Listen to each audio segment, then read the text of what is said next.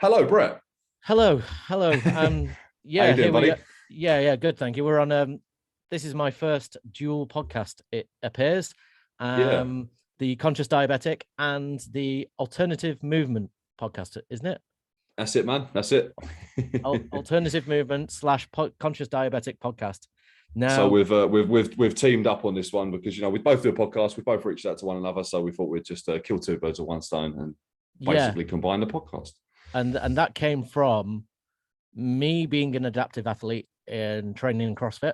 And then I saw one of Craig's posts with adaptive athlete training in Essex in the box that he works with. And something resonated there with me. And I was just like, bang, let's have a message. Let's have a conversation. I want to find out more about the specifics of adaptive athlete training within the CrossFit circle. So yeah, that's why I reached out, and then we decided to do this together and talk all things, well, for me, diabetes, CrossFit, adaptive athlete training, and anything else that we really want to talk about, eh? Yeah, I think it all just sums it up. Adaptive training, doesn't it? Every Yeah, every sort of aspect of disabilities, impairments, etc. So I think we can cover some topics today, shall we?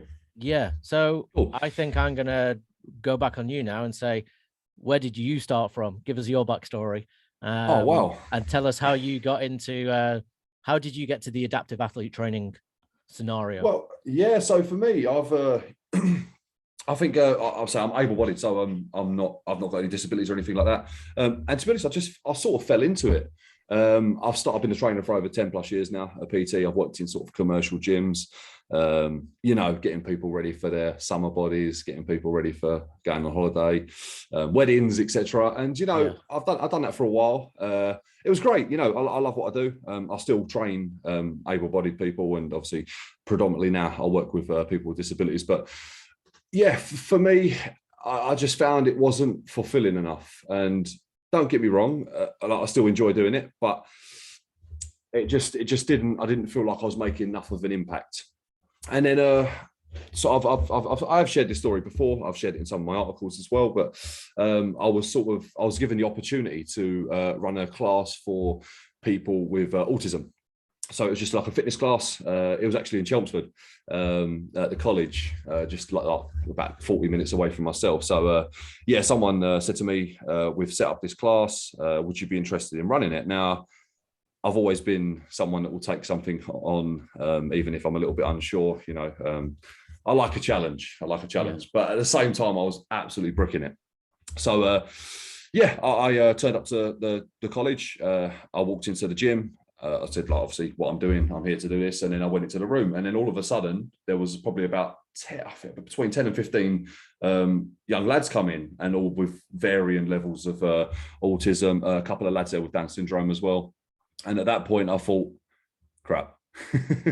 yeah, I don't think I'm prepared for this, because anyone that's run a class before, whether that's circuit, boot camp, all that, it's pretty simple. You do your warm up, everyone listens, you crack on. Most people know most of the movements, unless you've got a couple of newcomers. But for this, it was a lot more challenging. Like, it weren't the case that I was addressing the class as a whole, even though I was, but it was you're addressing each individual athlete by themselves because of their varying levels of disability. And I just remember coming away from that day, like, I delivered the session, got stuck in. I remember coming away from that day, sat in my car, and I just thought, wow, that was interesting. It was hard, it was challenging, but I think this is what I want to do. I want to work with these guys more. So I carried on with the club for a while, and then what was it? And then I sort of it was a program, so it's like a 12-week program anyway. The yeah, 12-week program finished, and it was discontinued, unfortunately. But and then for me, I carried on back with my standard training, going back to working in normal gyms and stuff. And then I was approached by a woman who had a young lad with cerebral palsy. So it's a boy who's 16 at the time, and she was like, I've tried to find loads of trainers. No one's really interested in working with him. So I said, let's have a chat. So I popped down to meet him. great kid. I said, you know what, let's try once a week. Let's see how we get on. And then it literally just snowballed from there. You know how it is, word of mouth. People start talking, saying, "Oh, Yeah. he's been training my son. He's been doing really well. Can you train my son?" Da, da, da, da, da. So from that, it just sort of snowballed, and I started picking up more and more clients with different disabilities. So predominantly, I work with young teenagers, young adults with autism, cerebral palsy. Then someone with spina bifida come and contacted me. So a young lad with spina bifida, I took him on. Then people that had strokes started contacting me. A lot of neurological conditions, and literally from there, it just sparked my passion. I went away and learned as much as I could, and yeah, and this is where I am. So off the backs of doing this, I felt like I needed to expand a little bit more, and there was only so much I could do as a person. So I felt like I needed to create something that was more so than what I could do, if that makes sense. Yeah. So I was having a conversation with one of my clients one day, a young lad with cerebral palsy, and was just talking about like what clubs and facilities and stuff that he's ever been to before.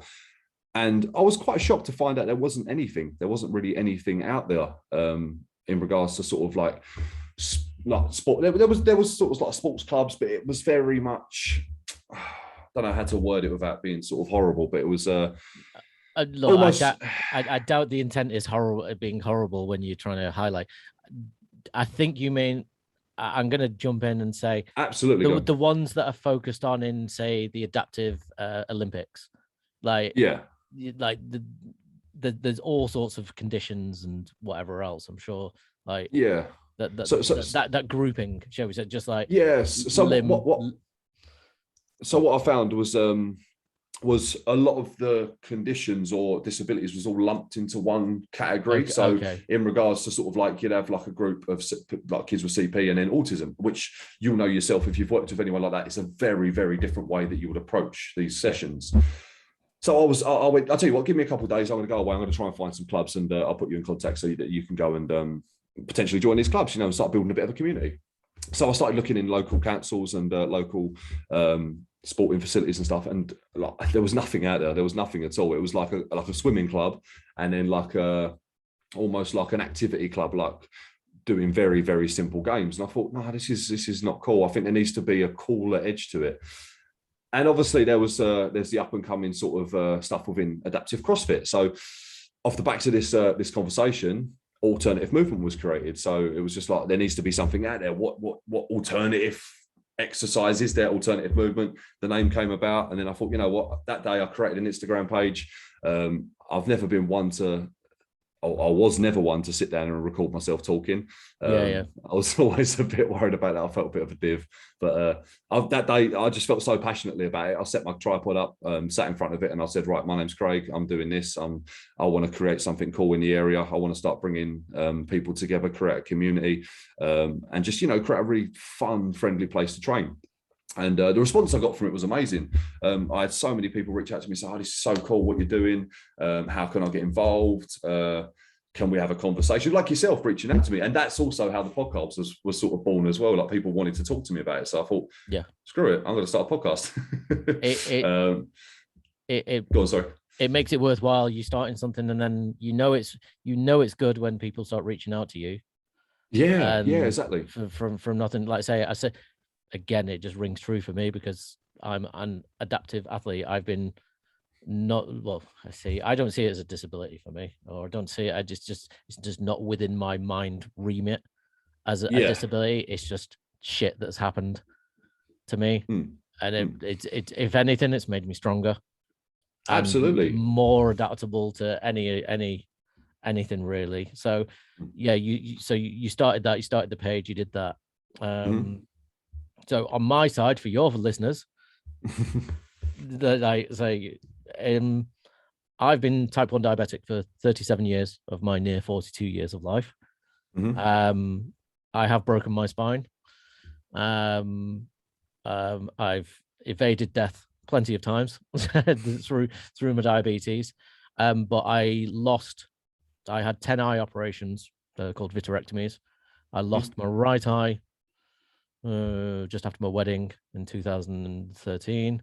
Yeah, I had 5 operations then. And then basically they didn't work. Then my left eye went, and then I had 5 operations in that one. And then I ended up with maybe about 10% of tunnel vision in my left eye.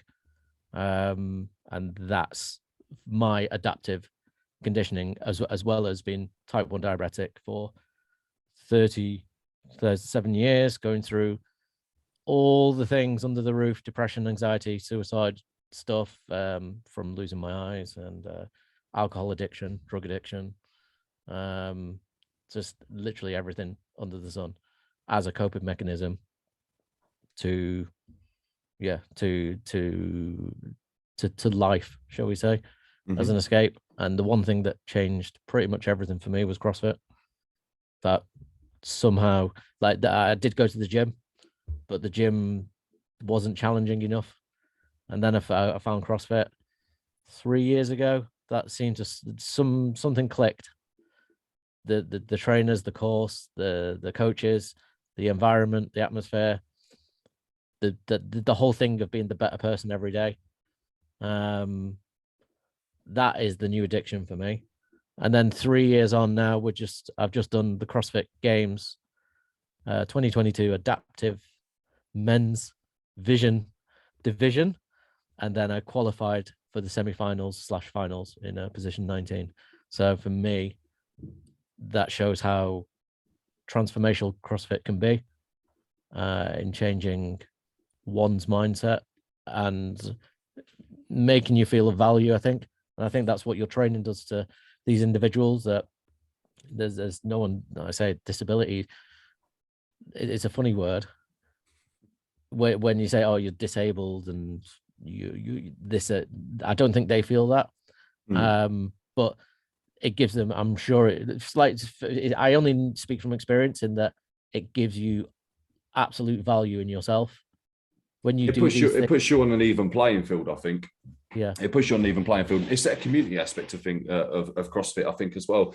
From what I've seen, because we done the Open at the gym I work at.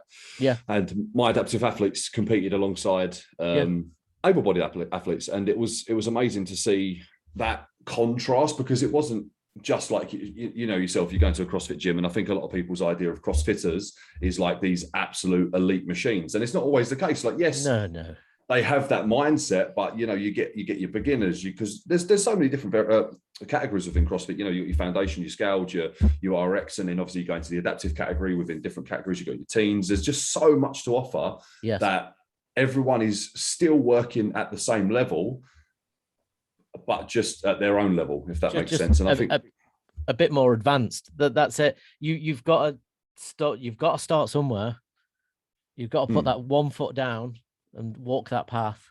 And it's the best path to walk, in my experience, than any other that I've had before. So what was it like when you first stepped into a CrossFit gym? Because obviously you said you've trained before. I've trained before. I went through cycles of going to the gym and be like, yeah, this, and just be like, yeah, and this is going to bug people at gyms. You think you're fit. You think you're fit until you go to a CrossFit gym and you do some of the basic workouts. And then you really know what levels of fitness can go to and what you can do with, like I say, with compound movements and focusing on, like I say, short, medium, long-term cardio strength as well. And all these different movement patterns, which you just don't get in the gym. That's what really, like, for me, it was scary, but I'm an open book to experiencing everything. And I just went in there. I was like, I did the one. I knew it was the right thing for me. Whatever I did, I can't remember. It was 3 years ago, and it was through a friend. And it was through a friend and my wife. And it was the transformation of him that I saw. I was like, sorry, I was going to swear then, but I was like, I was like, fuck.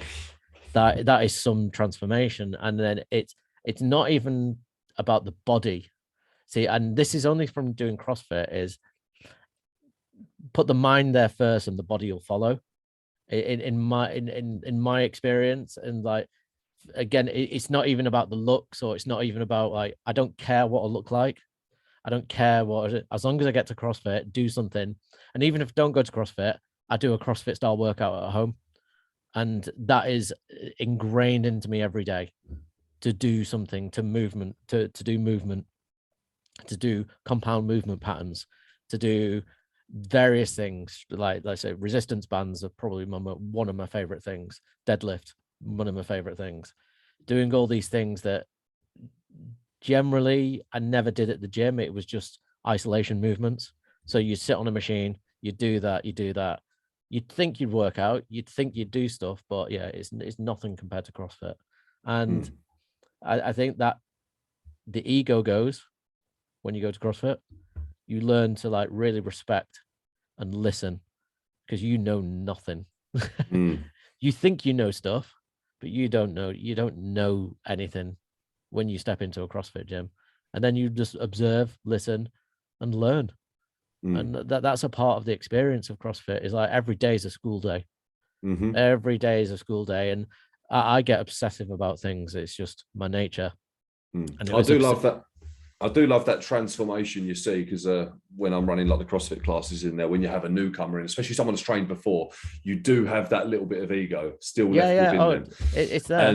And it's awesome to see over the weeks, because at first they're like, right, I've trained before, I know what I'm doing, I can do this, and then all of a sudden after the first session, as you said, it's like, wow, okay, that's a real big check. I've checked my ego. Next week you might still get a little bit of that, but you just slowly see that ego break down.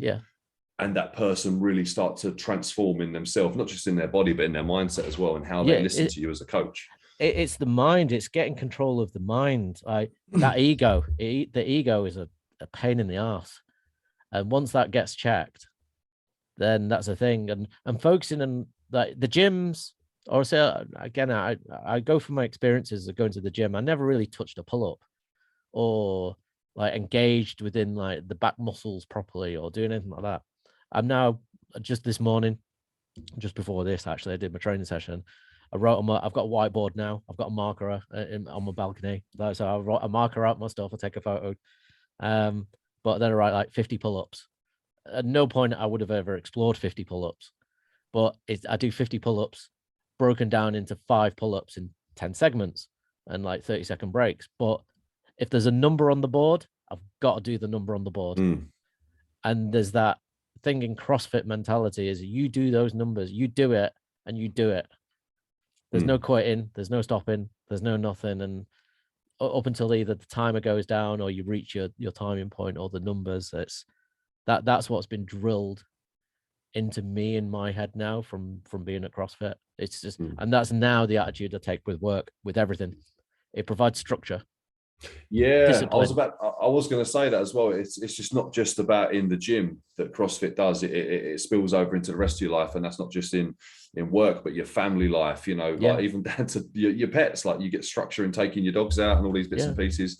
And I just feel like it's got tremendous value. And I think I didn't really see that until I done my CrossFit course. Like I was sold in CrossFit. Don't get me wrong, but when I done my CF level 1. That was it. I was 100% in. Once I really understood why it was created and how it was created and the reason behind movement, the reason behind how they structure the workouts, the sets, the reps, etc. Like it just made sense. It was like, wow, okay, this is it. This is a safe way to train. This is an efficient way to train. Yeah. And it's not just that. It's the, as I said, like I go back to the community as well. The community aspect, just everything about it's got real value to it.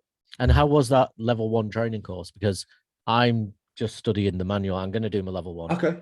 Yeah, it's really good, man. It's really good. Like as I say, I can only speak from my experience and the coaches I had on my course teaching it, but it was, mate, I felt like I was just in awe the whole time. Just like they taught fundamental movements. They taught the squat, whether that's the front squat, the overhead squat, air squat.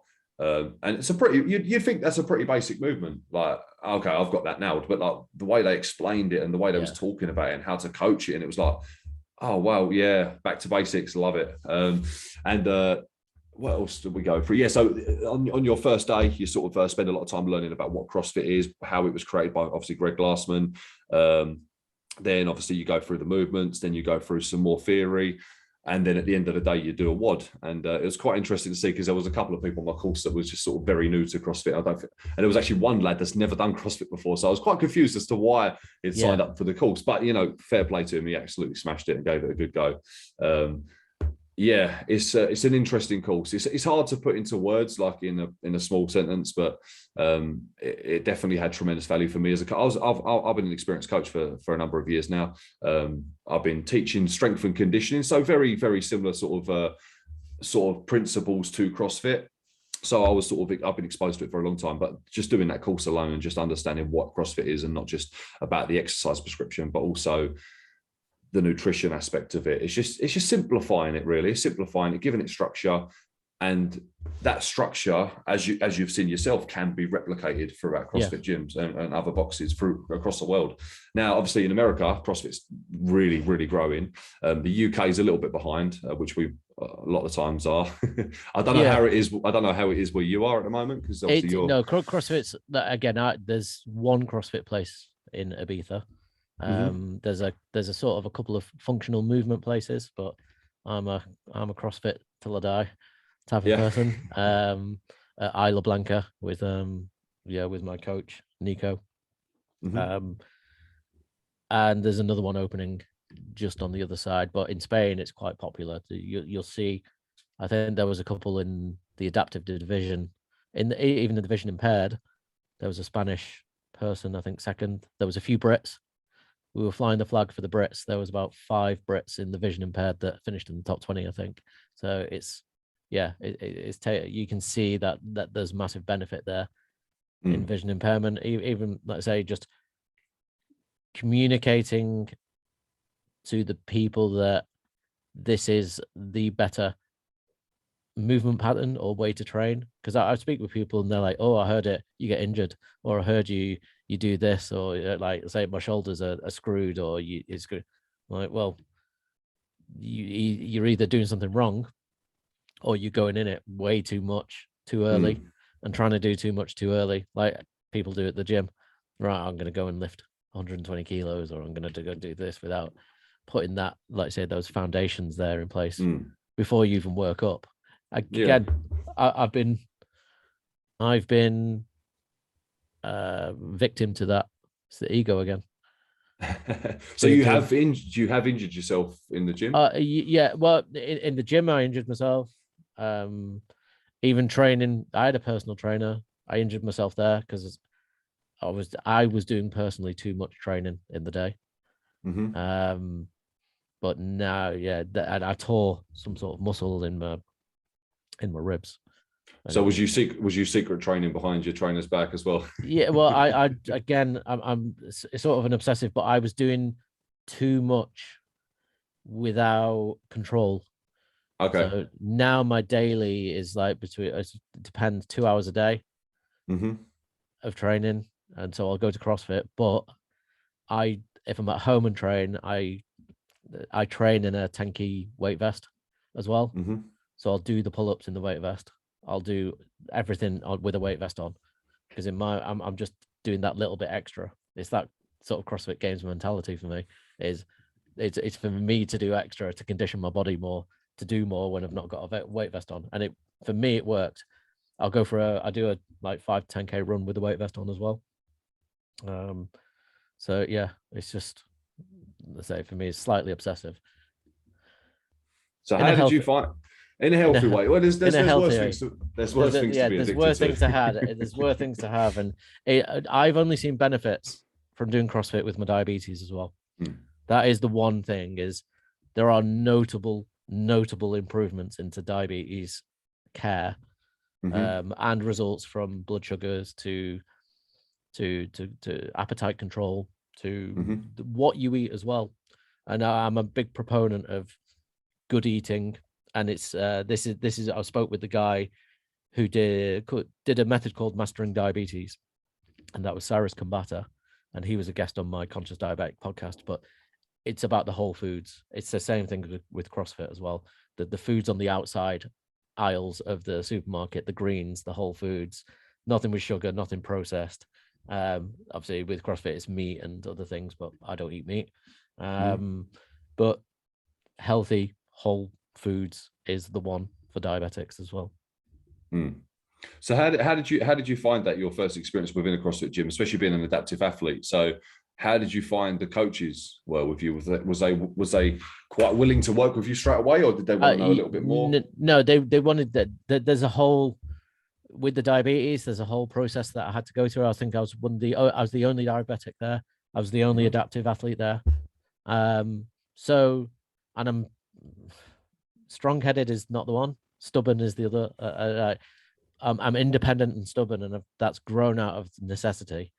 So we were working together to educate each other of how to do things, and it worked and grew. So for me, again, within CrossFit, I was using it also to find where my problems were, because when I broke my spine, T3 and 4 it was, that caused a massive problem with my thoracic front area and breathing, and also it screwed up my shoulder and my left shoulder mobility.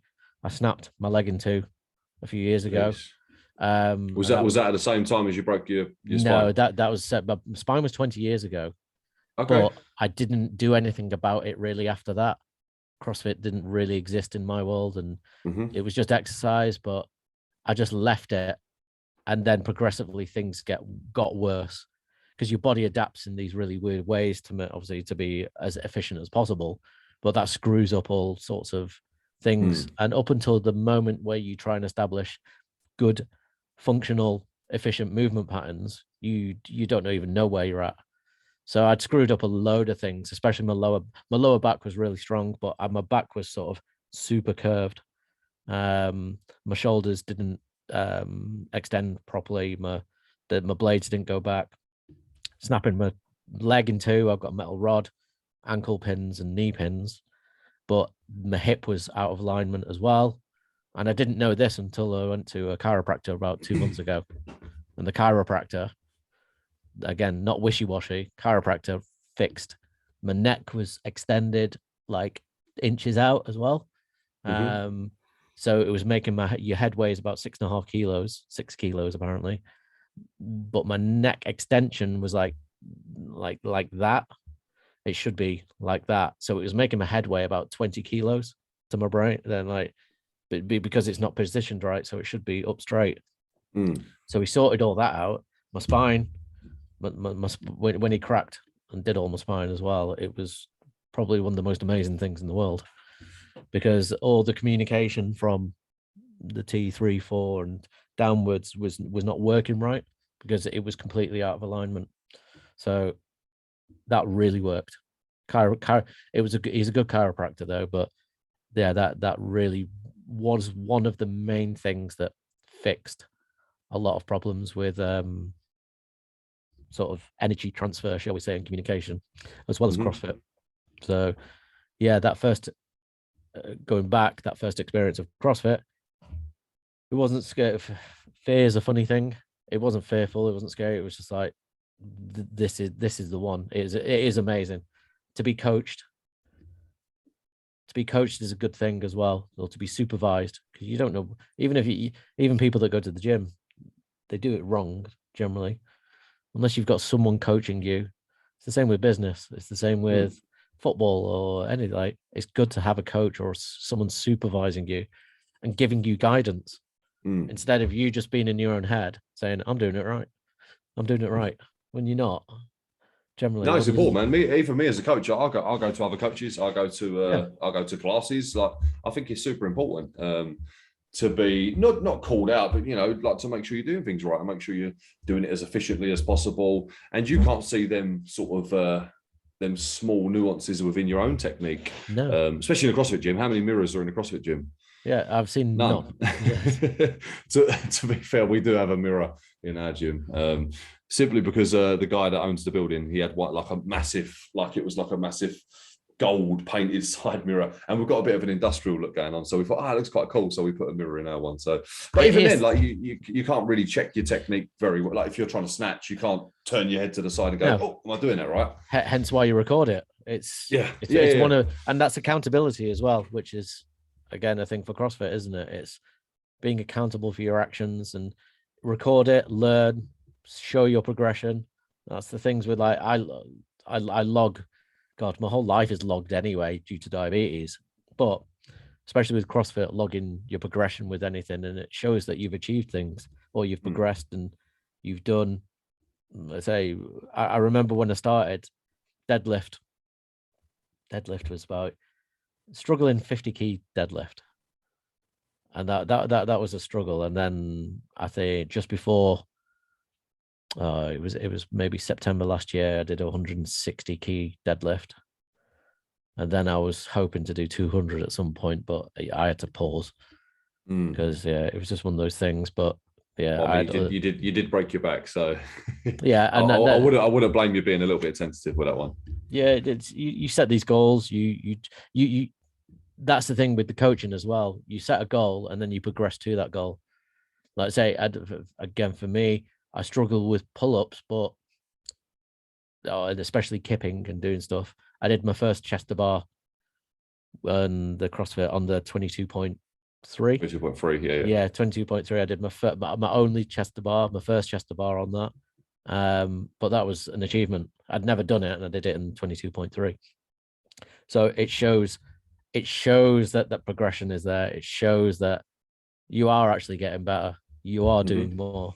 So again, the beauty of CrossFit and the beauty of having a coach or someone to supervise you. So so going back to sort of like the vision side of things. So how much vision do you actually have? Like, what's your like your depth like? Yeah. So like I say, I lost my right eye. So I lost. I get at the same time as I was in recovery with my operations on my right eye, I lost my left eye. So at a time I was like blind as well. But within that time when I was in recovery, I wasn't allowed to move, go anywhere, do anything.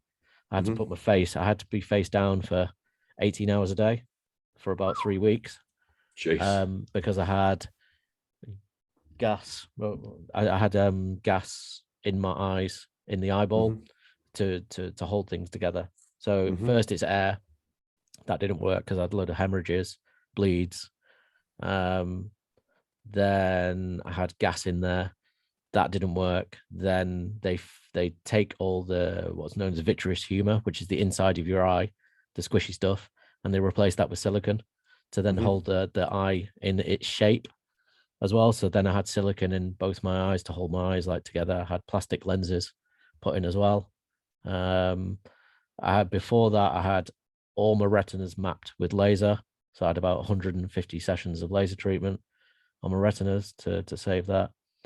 Then the worst one was a hemorrhage in my eye, when it just the eye bleeds out, but it can't go anywhere. So then your eye pressure goes up, and it was off the chart. But for me, the hemorrhage was pushing on my optic nerve, which then goes directly into the brain, and that makes you like throw up constantly. And I can honestly say it is the worst pain. The diet is like having a needle. It was like having a needle directed through my eyeball into my brain constantly for about 5 hours. And they couldn't give me painkillers because they called emergency surgery. So I'm there throwing up. Like, worst experience of my life. Worst experience of my life. Wow. But yeah, that was my right eye. But what doesn't kill you makes you stronger. So I do think there was a positive in that. So yeah, then it ended up basically I lost my right eye. My left eye, same, all the same things. And luckily the central part of the retina is not bad. So I literally see like straight ahead tunnel. I've got astigmatism as well, so the eyes are sort of warped and weird shaped.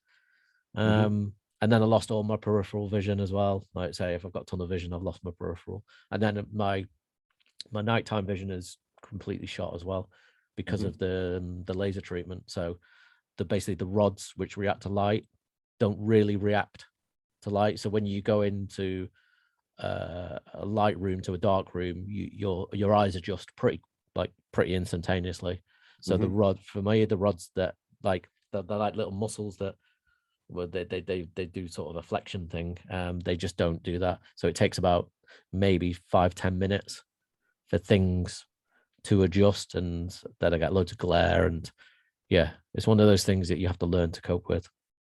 So how do you find that with like training? Is there any particular like things you can't do, maybe due to balance? Because obviously, for me as a disability coach as well, like and obviously an adaptive coach, I try to explore different things. So, like for example, I might practice what it's like to do a burpee with one arm, tie one arm behind the back, and yeah, if you ever tried that, it's ridiculously hard. Also, I would try and do movements with my eyes closed, perhaps just to see how it would relate to someone that had that was visually impaired. So for yourself, from your standpoint, is there any particular movements you've struggled with or you find that cause issues with balance and you're a little bit more cautious with? No, the way that I approach things is I like to live outside my comfort zone. So I like to train all the weird stuff. So balance, I've got a rolling, I've got not a foam roller, but it's a hard plastic one. So I was standing on it, trying to balance on it to see what my balance was. And then I was working with a neuro, her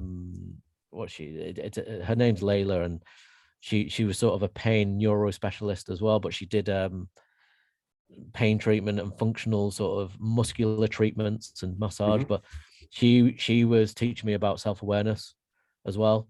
But I always train a lot of time with my eyes closed as well.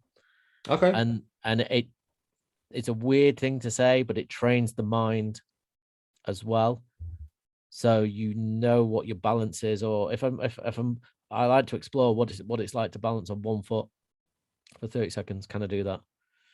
Can I balance on the other foot for 30 seconds or 60 seconds? Or it's kind of like a kettlebell over my head on one foot, trying to do a little squat. I was like, okay, so let's explore that. Then I'll just explore loads of weird things. Like again, shortly after I lost my sight, I did a 10-kilometer trail run, a coastal trail run, which was awful, but it was a competitive one as well. But I did it, and it way took me out of the comfort zone. And it was dangerous because it was on the edge of frigging rock. Like it was crazy. But I took myself out of that comfort zone of just sticking to flat roads, and I did stuff, and I did it. And then it's like, okay, you can do this stuff. The moment you can prove to yourself that you can do it, then it just gets a lot easier. Like the weights is easy. I find sometimes struggle with jumping up for doing pull-ups and stuff, because sometimes I miss the bar. I have no depth perception. So that's the one thing with having limited sight is no depth perception. So I'll fall over the weirdest stuff. I can't pour a cup of tea still, or I have to put my finger in there and pour hot water, or it's really it's the small stuff. Like I say, I sit on a computer. I was a film guy and video editor, and do design work as well still. But yeah, that part of life had to stop as well, sort of doing so much filming. So yeah, just I don't isolate any movement patterns. If I see that I can't do something, obviously I attack it. I don't shy away from it. That's the one thing. Even like box jumps do my head in, but you've just got to get over that obstacle and do those box jumps or do the box step ups. Again, it was 22.1, wasn't it? It was and that was it wall walks or the box step? Wall walk snatches and box jump overs. So again, that was my best one as well. I came eighth. I came eighth in that. I absolutely flopped on that one. To be fair, I weigh just shy of 18 stone. So then wall walks was not fun at all. Okay. Yeah. So it's for me, it was a strength, and training those strengths for, like say, the step up, box step up. So I was surprised that I got so high, and then the next two events I got a bit lower. But yeah, it's you train those weaknesses, and it surprises you when you do things in that competitive environment, really, with CrossFit. I think that's a really cool aspect of it as well. I think that's it does expose you to your weaknesses as well. Like for me, I'm coming away, I'm doing wall walks, I'm doing handstands, bar muscle ups is one thing. Being a heavier guy, it's a little bit tricky for me to especially get that a volume of pull-ups, chest to bar, then all of a sudden into muscle ups. So these are some of the weaknesses I've highlighted, and now I've got to come away. And it just got, it's, as you said, we turn back to the ego. It's just got ego check, right? Okay, I'm weak at that. Right, let's get better at that. Because we favor our own training. And if you go into like a commercial gym, I've done it, I've been guilty of it. You know, most of us when we start out, you know, we've probably gone onto bodybuilding.com, found like Arnold's blueprint or one of these sort of workouts. That's exactly what I did. And we've gone in the gym. And obviously, being a guy, we probably want to train our chest, we want shoulders, we want arms, we ignore our back, we ignore our legs, we can't see them, they're covered up. And we develop them imbalances. But I think that's the beauty of when you go into a CrossFit gym or you do a CrossFit workout, it's like, shit, pull-ups, can't do them. Everyone else can. I need to get better at them. And then you start to train your weaknesses as opposed to the things you're strong at. I think CrossFit, when CrossFit makes you, without sounding like cliche or cheesy, it makes you the best athletic version of yourself over time, or that optimum version. Like I say, you might go to the gym and say, I want to be a bodybuilder. And again, this is great for bodybuilders. I'm not offending you or not. You do what you want to do. No, listen, I love functional bodybuilding, man. Like it's generally Sundays is my functional bodybuilding day. I get up at 4 a.m. I go to the gym. I do 2-hour session, and it's functional bodybuilding. You know, a bit more heart ratey than your standard bodybuilding session, but it has its place. It has its place 100%. Yeah, and that's not for me. For me, it was in my head. It's to be optimum cardio strength, functional as much as possible. And say the more I train, the more I realize I don't actually need to be big, because it's also not good for your heart as well. And things like, again, I do other studies in sort of breathing patterns and meditations as well. And it's to lessen the load on your heart with things like weight and the correct breathing. It also gives you that optimum way of carrying on with life as well. Yeah, definitely. So I mean, what sort of other stuff? Trying to think. Obviously, you've injured your leg. Yeah, it's you've injured your back. Injured my back. That's any other injuries? No, they're the only two. I had another. Yeah, my heart stopped a few months ago. Near enough. Oh, okay. Yeah, that was a bad one. What caused that? Low blood sugar. Oh, okay. It was sort of it was a weird event. It wasn't a heart attack. It was just literally no sugar. I'd had a bad day. It was hot here. I'd had stress, and then all of a sudden, I didn't realize, and my heart just felt like literally the battery being pulled out. Collapsed. Oh, wow. Collapsed near my neighbor. Then I wake up and they've got the pads out, ready to go. But luckily I came back because the ambulance staff had put IVs in me, and then I just like into life. Wife are there. That was another weird moment in the story. Jeez. Yeah. So, but again, I attribute that. I attribute the strength of coming back from that to CrossFit and training, and I don't know, willpower, whatever you may call it. It was a very weird experience. So they didn't actually have to restart your heart. They didn't have to. No. I remember. Yeah, they had the pads out. The police were there as well. There's police ambulance stuff and everything. But they were just about to do it, and I came back. Yeah, that wouldn't have been fun. But and again, it checks the ego. It's like, life is very precious, and it taught me more about my diabetes again, and being self-aware of taking care of oneself.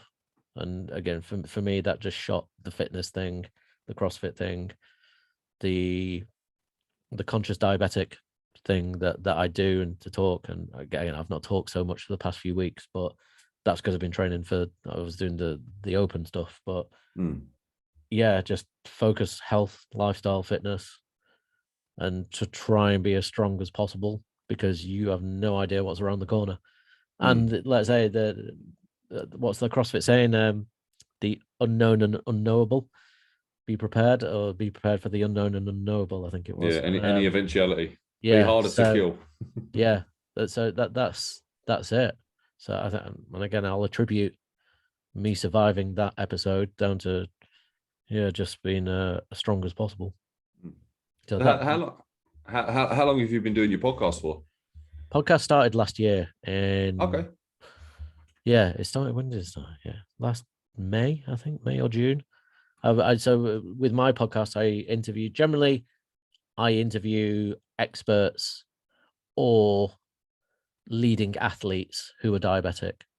Mm-hmm. So it's I've had some crazy people on, which a guy, type 1 diabetic, that ran from Disneyland on the East Coast to Disneyland on the West Coast. I've had loads of another guy, ultra marathon runners, Ironman competitors, published authors as well. The guy who wrote Mastering Diabetes. I've written a book as well, which I'm just finishing off. Again, that was to do with my transformation. I did a 100-day challenge where I lost about 14 kilos. I lost half my body fat from 20%, just over 20% to 9.9% body fat. And I did that in 100 days. I wrote a diary. And then I've gone through my life of diabetes as well and recalled a lot of experiences growing up. So I say growing up in the 80s, 90s, noughties, 10s, going through work, school, high school, college, and then loads of other sort of weird environments. Yeah, a recap experiences of having diabetes, and include those because I think those were quite significant to help other people as well. That's the one thing, and to show that taking control of diabetes is easier than you think, because I think a lot of people get caught up in the numbers, because you have a thing called a HbA1c, which is your average blood glucose over a period of time. Now, this denotes your control, your general day-to-day control, and everyone's aiming for the lowest number possible. But I think when people go in on such a small lens of a number, they're missing out. I see it in the community on Facebook and other things. They're missing out they're missing out on the periphery, being, okay, you're not taking care of your fitness.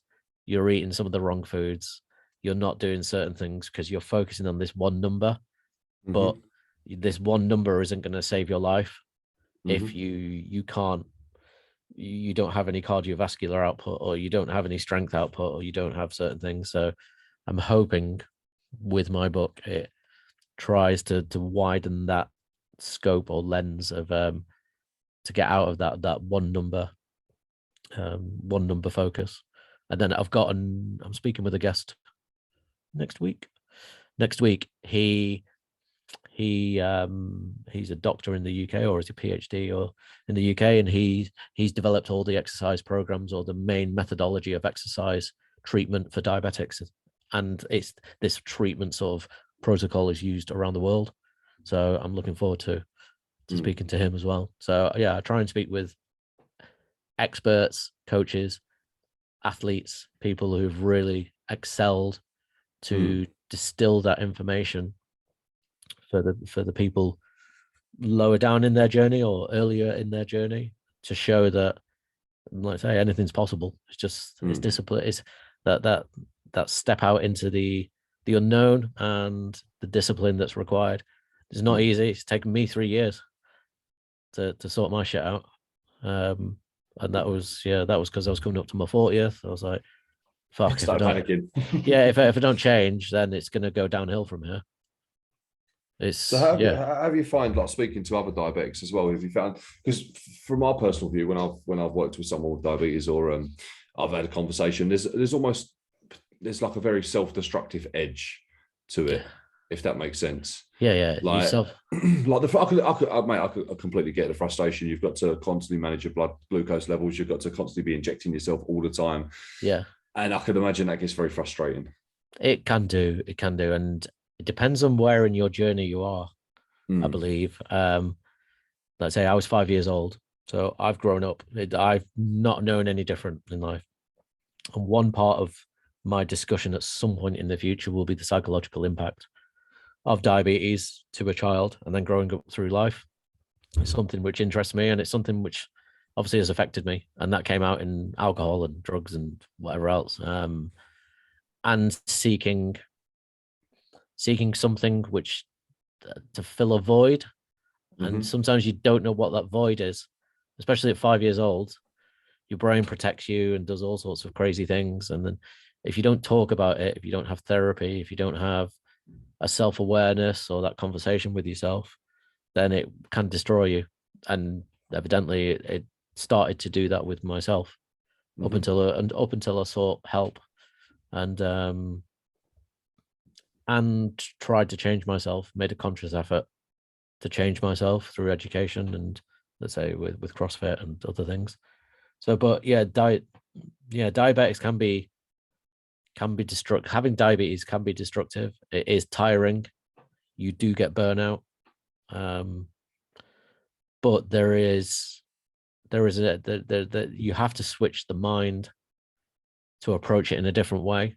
My way was the language that is used out there with some of the organizations is to fight diabetes. Now, in a fight, there's generally a winner and a loser, and most of the time, that loser's probably going to be you. So I tried to change the way that I approached it, and that I'm not fighting this condition, which is a part of me. So I decided to actually have a conversation with it, in a sense, and make friends with it, and work with it and live with it. So how can I work with my condition? And it's actually made this is what transformed it for me. This was the conscious diabetic thing, is to have that internal meditation conversation with you and how you can change and what can change. And life does start to get better after that. It really does. I think it's almost creating that symbiotic relationship with it. Correct. Because as you said, you can't, how can you fight something that can't be beaten? Because you can't cure it. You can't beat it up and it's gone. It's only going to be there. It's not going to lose strength. It's going to be there the whole time. So as you say, it's that creating that symbiotic relationship with it, and it's a part of me. I have to live with it. We're gonna do. I've been dealt with shit hand, so I've got to play it. I'll use a Marvel character, Venom. Venom, that's what I was thinking. Symbiotic. Yeah, but Venom's my favorite character from when I was a kid, and that's what it feels like. And then obviously within the Spider-Man side of things, or within Eddie Brock side of things as well, with Venom, the bad part. But you have a Spider-Man one where he gets him and he uses him, and when he starts to use Venom, he then becomes powerful and stops fighting it and stops doing stops it destroying him. But yeah, you use that as sort of being a superhero for me. For me, it is exactly that.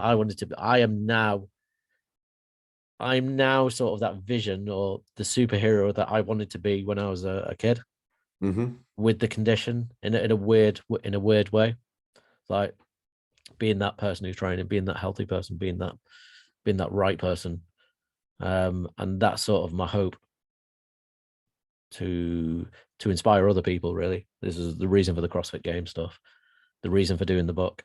I'm hoping that it will help not just diabetics, but the families, the friends, because diabetes doesn't just affect that one person, which when you have diabetes, you think it is only you that it affects, but that is far from the truth. It is the family, as I say, it is your wife, husband, whoever, it is your friends. And it's really it can be really destructive, and it has been in my life. How have you found it with your partner? How is she? Well, she's from a medical background as well, so she worked in hospitals and other things. But it's an interesting conversation. She would have a lot to say, But yeah, she could see me destroying myself, and it's frustrating, and it does cause a lot of it causes a lot of problems. There's a hidden part of diabetes when you're having a hypo. You're not of sound mind, and it can. I think there was a statistic somewhere. There's like 30% of hypos can be violent episodes as well, and I've had that where I've hit out at a and done things, and you don't know until you come back around. You're like, what the fuck? And again, it's not on purpose. It's just No. something switches, and I was like, that can't happen. That's one of the basic For me, things you learn on first aid course as well. If someone's having a hypo, it's they're not going to be themselves. Like, no, it is. there's a Yeah. You are don't know what the brain's doing. It's trying to protect itself. It's almost like the hungry bear. But it won't. Yeah, for having a hypo again is uncontrollable sometimes. Like there's a part, and this comes through controlling. This part comes through experience and time. It's like you can be a lot of people, diabetics or early diabetics, go there and they just pig out. So you'll have your low blood sugar, you'll open the fridge and everything goes in, like anything and everything. I'd do it with some bad ones, and especially after drinking alcohol, is it affects the liver and the output of glucose. So, you have really bad hypos after drinking, and you just eat. But then you've got all the other problems with that come with that bad control, because you eat. That's calories, that's extra weight, and if you're not like exercising it off or you're not doing anything, then it's not doing anything there. You're just pigging out. It causes like a potential mental problem as well. And then you've got the rebound of the high blood sugars then, and then more insulin, and then you're on this yo-yo of trying to keep things in under control. So yeah, there's a lot of early diabetics experience that, and then it's getting that under check of how to treat hypos and what to do with them. So do you know when one's coming on? Yeah, well, I lost my hypo awareness a few years back. So there was just one incident where I just woke up in a pool of blood, and I was like, "What's going on here?" And I smashed my head on the door handle.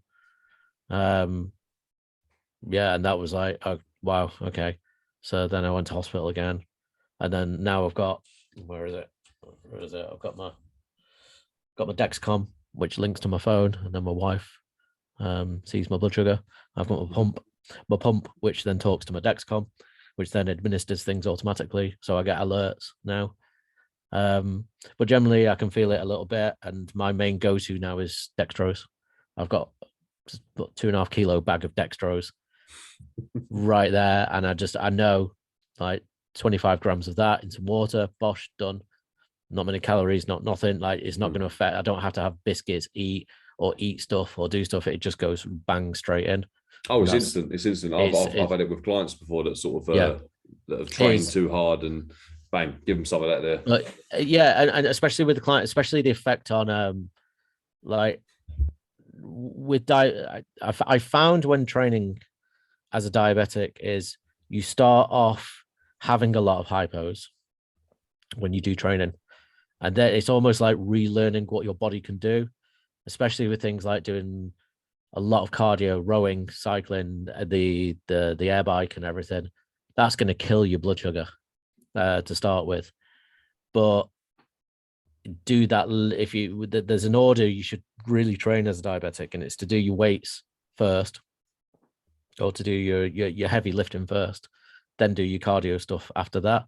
Because if you're doing all the muscle stuff first, that's going to dump glucose straight after, and then what you're trying to do is then you'll do your air bike rowing after the dump of glucose, to then that should bring it down a little bit. And then there's the things like after your training, you need to reduce your insulin like 50%, 40% as well, because your sensitivity's gone up. So this is the perfect time to eat as well. Perfect time to eat, perfect time to have protein, perfect time to have any supplements or whatever else you have as well, straight after training. And there's a really good methodology of that.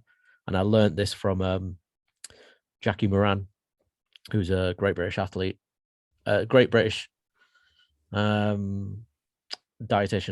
She was the dietitian for a lot of sort of the teen athletes in Great Britain teams, and she's a diabetes nutritionist specialist as well. So she helps me with when I was doing the CrossFit stuff. She was giving me advice on when to exactly consume the protein that I have, how much protein I should have, the benefits of having it. I have creatine, I have leucine. So I've all these specific things to help me as a diabetic, and it does make a difference, especially with the protein. Let's say, like, we have to be careful again not to have too much protein, because that's going to affect our kidneys, and we've got to be super careful about that. So yeah, but the balancing act of not just tanking loads of protein if you're training as a diabetic is really, you've got to be careful not to overload. Because I found as well, if I was overloading on protein, I started to get a little bit fatter as well, because I wasn't using it. So now I do about 110 grams a day, and that's plenty. I like to be sort of strong and leanish. Still got a fat ring, which is the word. Like, it's so hard to get off. So hard to get off as a diabetic. Yeah, I mean, it's tough for a lot of people. Like, food is such a deep psychological issue, like, for a lot of people, and especially if you've got diabetes, it's the added stress of having to manage control and discipline. I think it'll say it's, God, food. Pizza's my weakness. I'd like, but I treat, like, say, if I know I train hard and do whatever, I can eat whatever I want, but I'll stick to. I do have a routine of eating as well. It's just easy. Like, say, especially if I'm training, I know what's what, and I know if I'm eating certain stuff, and I generally eat to my blood sugar as well. It's one of the things I train 2 times a day. Training in the morning levels out the blood sugar. Training later on levels out the blood sugar. It's, I try to train to everything around my diabetes to keep it in control. Yeah, it sounds. I think I would definitely struggle for a long while if I was to have to deal with that, for sure. Yeah. So we'll stop talking about me. So yeah, no, it's, again, we were talking about each other, but yeah, that's sort of the main highlights. And I talk more in depth about diabetes on my Conscious Diabetic podcast. So if you want to hear more, then go over there, the Conscious Diabetic, and then you'll hear me talking about all sorts of diabetes related items. Now, in terms of your journey, like, say you started, how old are you? 30. Oh God, young. So you started training about 10 years ago then? Properly, yeah. I started training a little bit longer than that. I started training around about, I guess 15 years ago, like training myself. I became a coach just over 10 years ago. I've been on this journey for a while now. It's just what I do for a full-time job. I've done it for the past 8 years, working full-time in the fitness industry. Yeah. There was a point during lockdown. I'll try and keep out of the lockdown talk, because I think we're all sick of talking about lockdown now. But during lockdown, I had to go and get another job as a mechanic. So I was a mechanic down the docks for a year or so, whilst obviously all the gyms were closed, just to make ends meet. But now I'm back to it again. I've been fully self-employed again for another year and a bit now. So this is my passion. This is what I've been doing. This is what I can see myself doing for a very long while. Which box are you at, or do you train at? CrossFit Thurrock. So it's a relatively new box. So it's only opened in January. So I worked for a company called Supreme Being. So it was a strength and conditioning, CrossFit-esque methodology without the CrossFit title as such. And the owner of the box, Royce, he decided to make the jump and open up a CrossFit gym, or rebrand the name. He's always been into CrossFit, and he's wanted to do it for a while, and he decided that now was the time. It was the right opportunity to do it. The right facility came up. Like,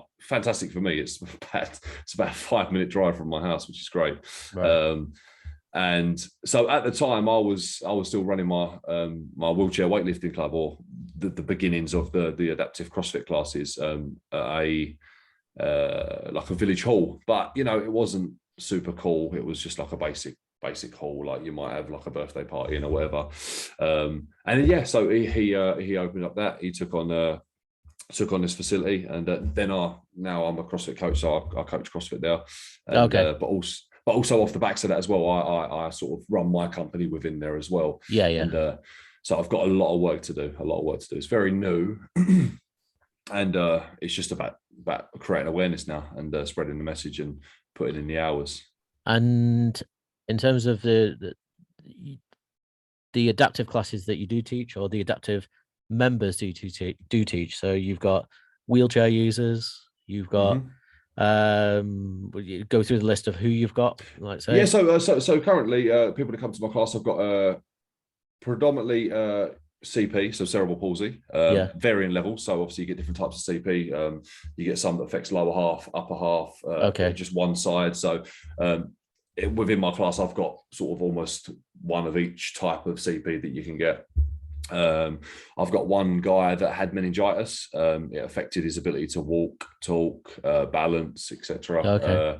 I've got a new guy starting actually this Monday. Young lad, 20, had a stroke at 20 years old. He's 27 now. Yeah, he had a stroke and an aneurysm. So he's coming along. I've got another person that's got rheumatoid arthritis, quite severe, wheelchair user. Yeah, so it's predominantly neurological, physical disabilities. I'm looking at branching out to like learning disabilities as well. So in regards to like autism and Asperger's and stuff like that. But I think that's going to take a little bit more planning. There's on how that's going to look. There's a way to. My brother has autism on the range, so yeah, there's definitely a way of approaching that. Oh, so I've got a client with autism, and I know exactly how to. I don't want to use the term deal with him, but I know exactly how to structure his sessions. But his sessions are very ad lib. It's like almost we'll go into the gym, right? Let's warm up. We'll jump on a bit of equipment, and then it's like I'm sort of searching for what's going to spark him on that day, because every day is very different. So I might grab a wall ball and go, how many times do you reckon you could hit that target? And it might be something as silly as that. And then once I've got him, I'm looking at what he's looking at next, and I'm sort of taking him around. As long as we're moving, that's the thing. So I need to figure out how I can structure that a little bit more in a group environment. Do I need assistant coaches? Do I need them to bring their carers with them? I don't know. I don't know how that's going to look yet, but predominantly physical disabilities I'm dealing with at the moment. And when you're planning your sessions, is it one-on-one sessions that you're doing with most of your clients, or is it? So the group sessions at the moment I'm doing one a week. It's a case of I've got to build them up. There's no point me having 3 or 4 sessions a week if I've only got sort of like 10 attendees, because it'll spread too thin. So at the moment I do one group session a week. Other than that, it's one-to-ones. Yeah, all my guys is one-to-ones. I see sometimes 2-3 times a week, and then some of them come to the class as well. Yeah, I mean the one-to-ones I follow, it's a bit more specific to their impairment. So like what their imbalances are, what their goals are, etc. But in the classes, it's a bit more looser. And some of the stuff I'm trying to teach in the class is not just awareness about their own training, but awareness about others training around them, because I'm only one person. I can't have eyes on everyone at all times. So it's sort of teaching them awareness around other people, and how to, like, for example, how to spot if I put people in pairs, how do you spot your pair? Like, it's super important. I've got everyone sort of helping within the class. And I think in doing so, it's creating more awareness about themselves. If they're able to see other people doing it, it's creating more awareness about how they're doing things. It gives them that confidence as well. I think, like say, you're part of a team, because having any condition, you isolate yourself from the world. You do think you're on your own. You do but once you're in, let's say, it's this energy of, let's say, you go to the gym, you generally on your own, or you with someone, but you go to the CrossFit, you go to sort of box, and the energy is completely different. And it is, like say, everything breaks down, and you're with a group of people, you're doing the same stuff, you're all on the same journey, or you've all been on the same journey. That's what I love about it. So in terms of progress with your clients, have there been some really good success? Like I know everyone's successful in a sense, but has there been some standout? Yeah, definitely. This really has been beneficial to them, and again, that gives you that reward.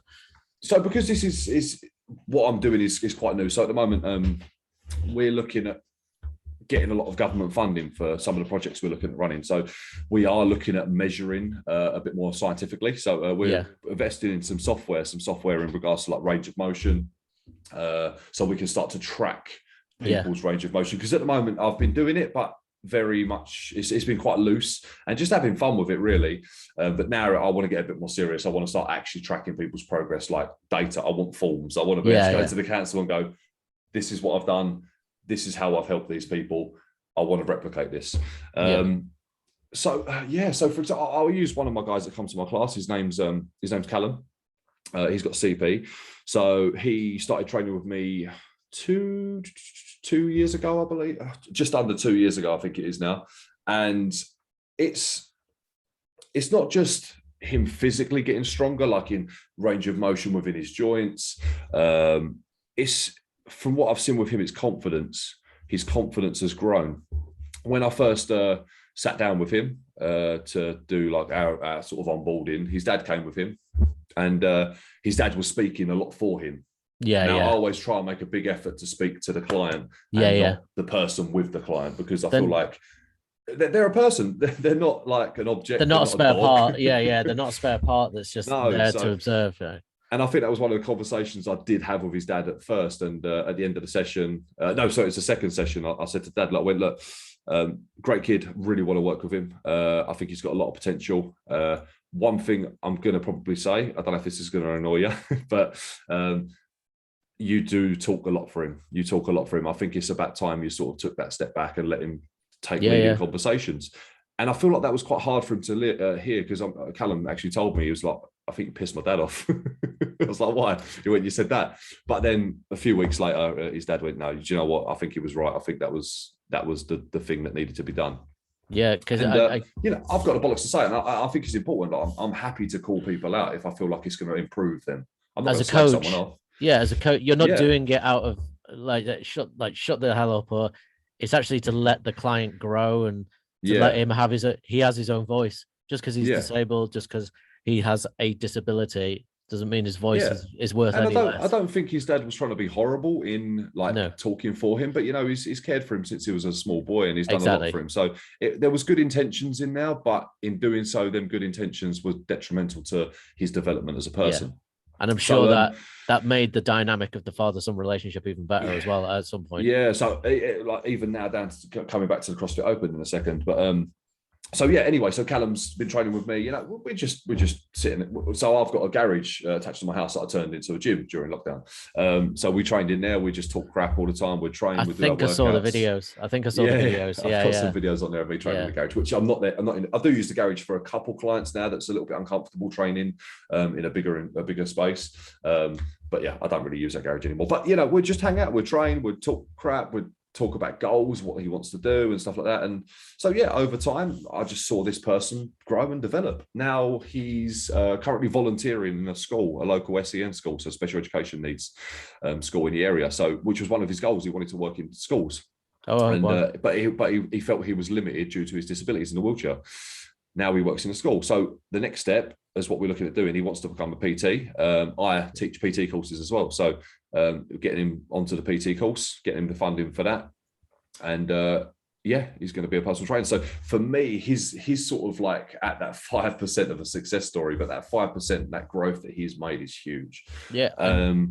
One of the things that could impact on so many other people as well. So you've started a chain reaction. Yeah, and that's been my goal since I started Up Movement, was to not only create an inclusive space to train for individuals, but also career opportunities. I'd love to create career opportunities within Alt Movement. So that's why I created the brand as opposed to myself, because I knew the brand could grow more than myself. So in doing so, if I can create enough classes and I can pluck someone like Callum from the class and say, right, I'm going to put you on this mentorship, so to speak, go and do a personal training course, do this, that, and the other. Right, come and assist me in some of my classes. Right, and okay, now I want you to run a class, run your own class. And that would be the sort of filtration system. I'd love to see that circle of like people come in, train, they go, and if they want to have a career in fitness, do your course, do your certs, get some education, straight back into the system. You're helping other people, and I think that's such a beautiful, thankful circle. If I can create that just right. Cool. One of the big moments for me was for Callum. So he's whenever his parents dropped him off. So I'm happy to talk to the person or the dad. I'm happy to, wherever it needs to be done, I'm happy to have them hard conversations. So Callum, he told his dad pretty much F off. He told his dad to F off. He didn't want him to watch him training. Obviously, his dad's super proud of him. He wanted to watch him compete in the Open. Okay. So his dad dropped him off on the first one. I said to Callum, why didn't your dad stay? He went, I told him to leave. I went, why did you tell him to leave? He said, I don't want him to watch me train. It's embarrassing. I went, let's have a chat, Callum. I went, your dad's proud of you. I said, look at it from his point of view. Your dad has raised you from a small boy. He's concerned, obviously, because you've got a disability already, that you're not going to maybe have the same opportunities that everyone else would have, whether that's career, whether that's social circles, whether that's relationships. He's seen you now grow from this person to this person, and he wants to celebrate that. He wants to come and watch you compete in a gym against all these other people. I think you're quite selfish in what you said to him. I think you should invite him along to the next one. Yeah. He seemed a bit pissed off at that point. So he left anyway. So he comes and trains me on a one-to-one session. He went, thank you for the other day. I went, what was that? He went, thank you for talking to me about that. I've invited my dad to come and watch me on the next one. And I'll tell you what, mate, it was so cool to see that little transformation inside Callum's head as well. And also on the night to see his dad there, I sort of glanced up at him a few times, but you could just see how proud he was that his son is now achieving, is excelling, is doing some really cool shit. You know, you've been in a CrossFit gym, mate. Like it's awesome. Like it's such a cool environment. When that workout's done, everyone's buzzing, everyone's high-fiving, everyone's cheering. Yeah. And I just felt that's a real moment of growth that Callum experienced at that point where he's invited his dad to come along and he's swallowed that ego that he had. So yeah, definitely he's my success story currently. I've got a couple of others, but they're sort of still in their early stages at the moment. Cool. We have been on over an hour, and it's Sunday. I do have things. I do have other things to do. So that's cool, dude. I think, and we're going to finish off on that success story because I think that was really a cool way to finish. So first off, we'll thank each other. So thank you. Thank you. We'll do this again in a few months because I'd like to follow the success stories and progress, and it's always good to catch up again. Yeah, absolutely, man. Where can everyone find you? So all my stuff's on Instagram, Alternative Movement or Alt Movement. YouTube as well. So I've got a YouTube channel. You'll find that'll be under my actual name, which is Craig Graham. Yeah, that's it. That's cool. Where you'll find me, Instagram. And same for yourself. Same for yourself for my listeners, please. Yeah. I am the Conscious Diabetic on everything, or Conscious Diabetic, Instagram, YouTube, Facebook. And Spotify and everywhere else. So that's where you'll find me, and consciousdiabetic.com. Yeah, mainly Instagram and other bits and bobs, but yeah, you'll find me there. Right then. Fantastic. Yeah. Thank you so much for taking your time on a Sunday. Yeah. No, thank you. It's been cool to chat, and hopefully there was an equal amount of talk in there. So we'll see what the listeners say. Awesome. Cool, mate. Okay, right. Cheers, buddy. All right then. Well, I had to stop it because I've got this and the F1's on soon. I've got to watch the warm up, and I've got to do some work. But yeah, the missus is going out. It's really cool, mate. I hope I didn't talk. Like I say, I can waffle on. Yeah, no, I can waffle as well, mate. Don't worry. I think we both got equal amounts. Yeah, we like I say, but it was over an hour, so it's a good one to start. So yeah, I'll do some graphics on my side and I'll send them to you if you want, or if you send me your stuff and I'll just do a joint one if you want. Cool. Or if you want to do something, I'll send you mine. But yeah, easy enough. So just let me know and we'll catch up again soon, mate. Awesome, man. And yeah, like if you're coming back to Chelmsford, I'll be in Chelmsford. I'd like to say it literally. I'll get back at some point. We can go out at the racecourse or something because, like I say, my friend works there. So we can go out and do something, or we can go train. We can, I'll make a social event of it. Excellent. All right, mate. Sweet. All right. Thank you again. I'll catch Cheers, up with you buddy. soon. All right. You too, Take mate. care. See you Have a later, good buddy. day. All right. Bye-bye. You too, mate. Bye-bye.